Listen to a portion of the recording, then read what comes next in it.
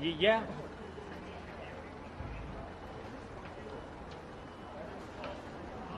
Yeah, which program is this? World News, okay. Yeah, okay. So we'll be going to TV in a little while. I'll give you a shout.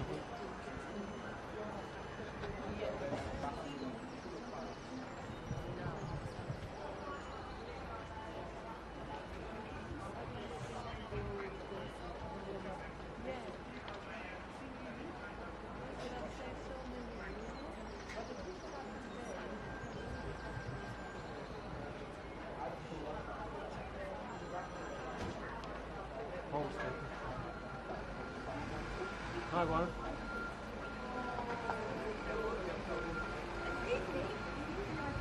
Okay, probably right above you. Hang on a second. Can't look over here. Yeah, right. Okay, I'm looking over there. Yeah, okay. Come along to the bottom of there and see if you can get in.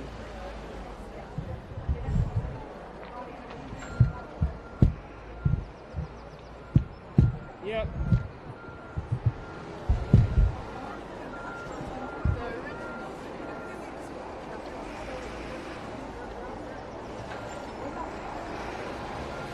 Using pictures now. Yeah.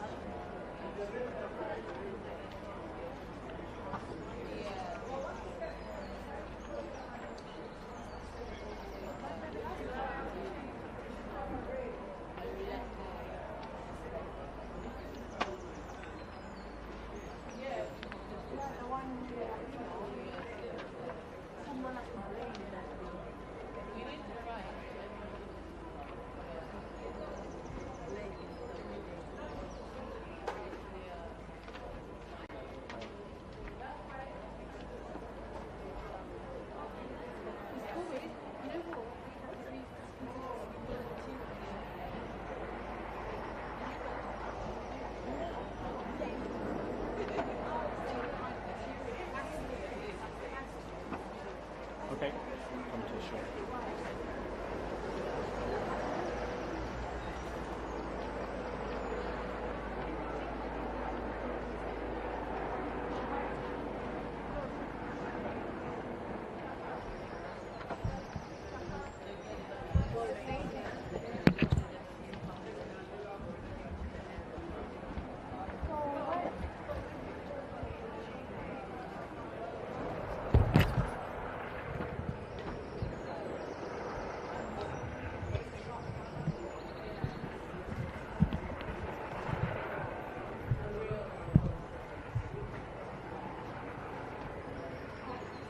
Well, we now know it's been declared a major incident. We've heard that from the Mayor of London. As you can see, the building is still well alight.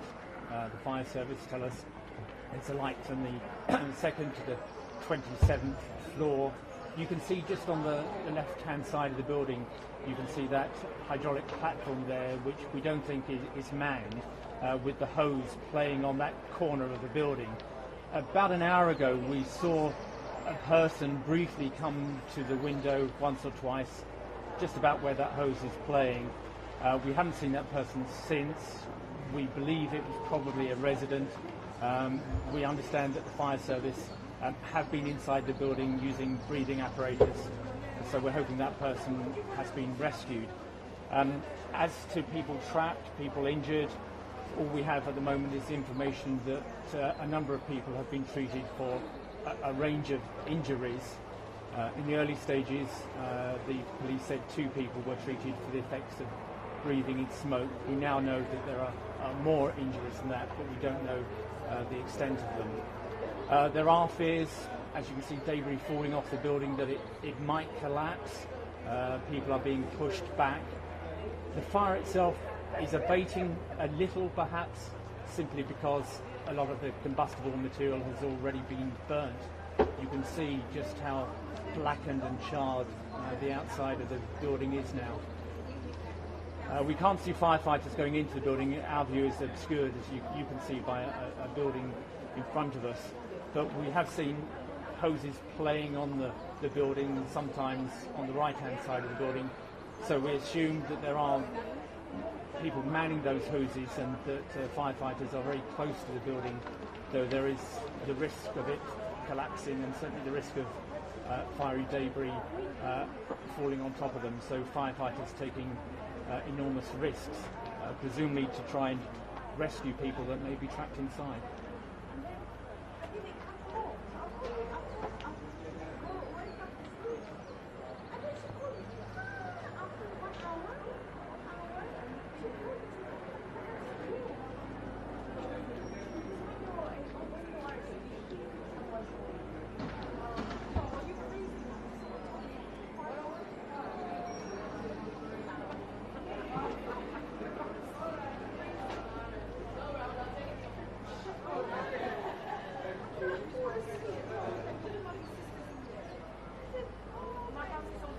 Yes, certainly some of the residents here said that it is a sort of maze of narrow roads, and it is sometimes difficult for the emergency services to get access.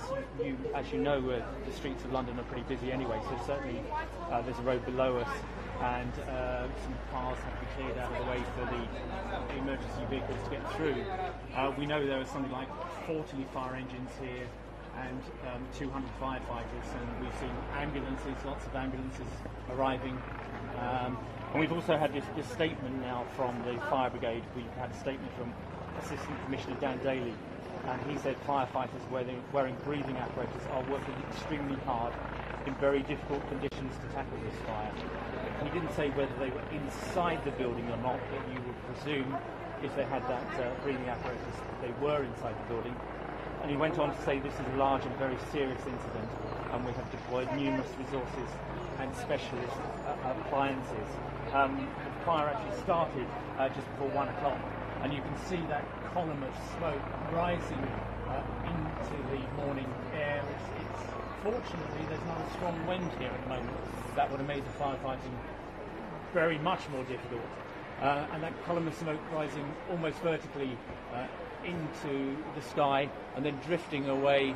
I can see a large grey cloud that will be viewed from anybody in London, and they will be able to see this fire and the results of this fire for miles around.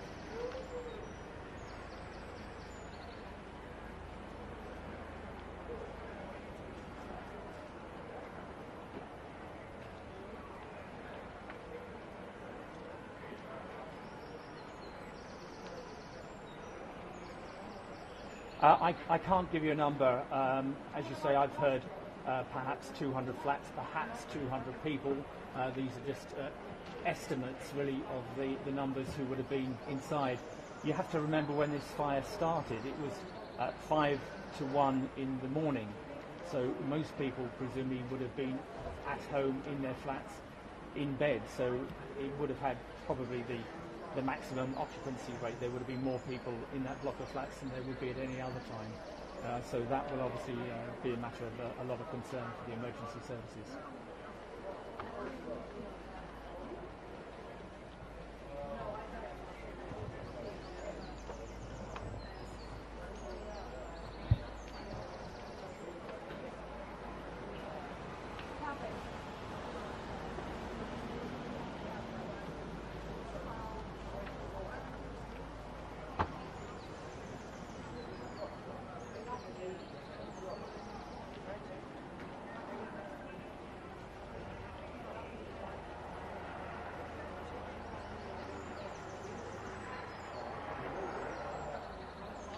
That's right. I understand the tower block is owned by the local authority, I understand also that there was a major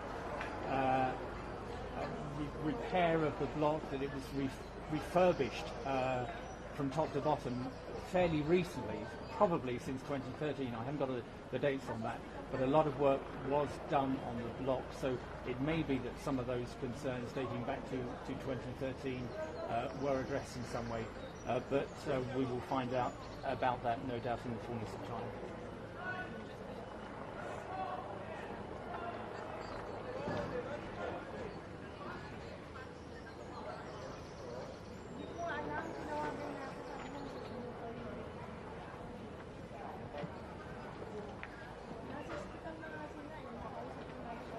Yes, that is a concern. When we arrived, we were slightly closer to the building, and we were pushed back by the police with some urgency. They were concerned that the building might collapse. That's not based on any structural assessment of any sort. It's simply the police exercising maximum caution. They felt it was a possibility. There was certainly fiery ash and debris falling around the tower block, so it made sense to move people as far away as possible. And there must be concerns for the building. You can see it for yourself. The fire has ripped through from top to bottom. We can't see the other side from here, but as far as I could see when we arrived, the fire was raging just as fiercely on the other side of the building. So there must be concerns that the building could collapse. We don't know if it will or not, but of course that is a fear at least.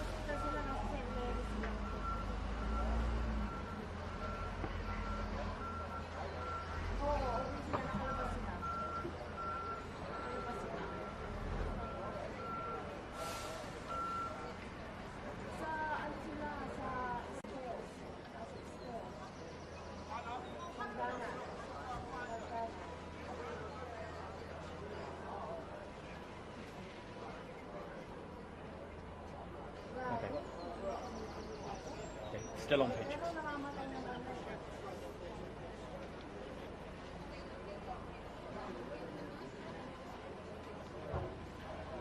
Okay.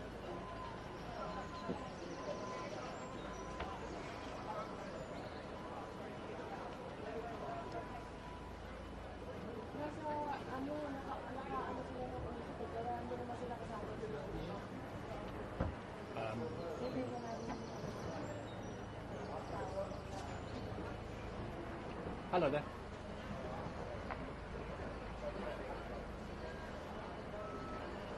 I think it's sticking with you if you just want to put it down. Yeah.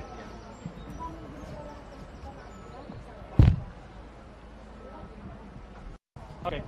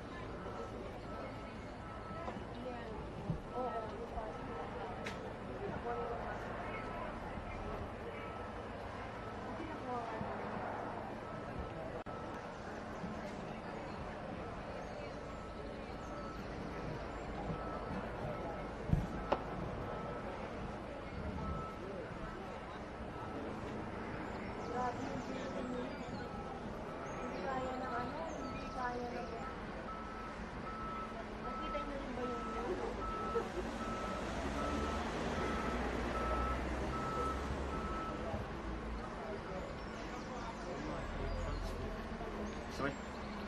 Reminds me of Banksville. Oh yes. The big balloon. Yeah. See all the big everything. Yeah.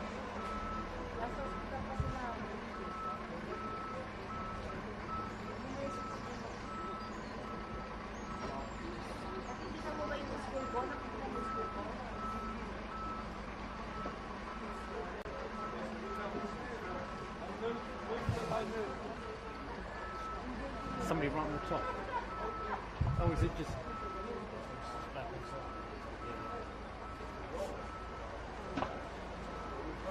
That's right. Yes, I just saw something flapping on the top of the building. It looked momentarily like a person, but it's just debris flapping in the wind. The building still on fire. Some ambulances just leaving below the balcony where I am with their lights flashing. Yes, the building still on fire, abated somewhat perhaps simply because a lot of the top half of the block is simply burnt out. There's no combustible material left.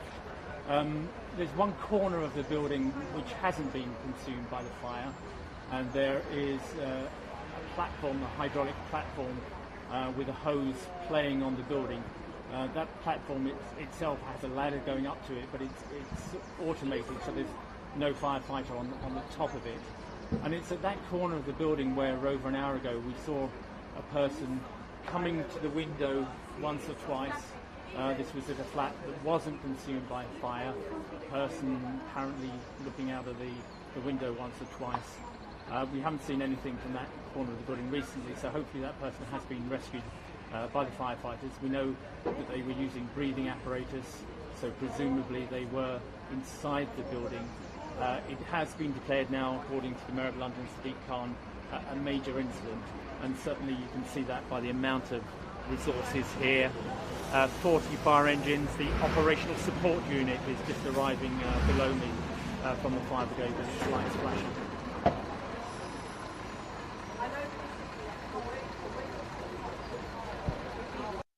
That's right. I mean, there have been other vehicles like that arriving all night long, so I'm sure it's just simply more resources arriving. This is a communications vehicle, I believe, of some sort. It's a support unit. It's not the frontline firefighters.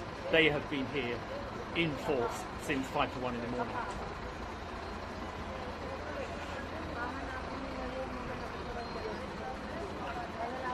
As far as I'm aware, it's simply that it is a major incident. That is all I have seen. I think that was just a brief statement on Twitter, so we know no more than that at the moment. But obviously, he's being kept updated on developments here.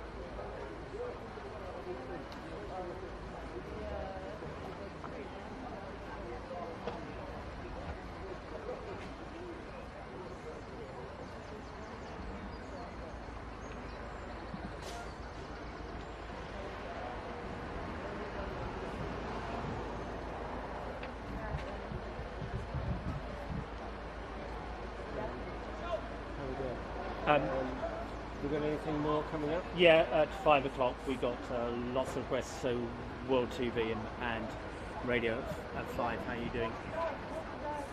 Do you want to come off now, so reserve the battery? Okay, shall I tell them? They'll see. Yes. Hi Scar, can you hear me? It's Andy.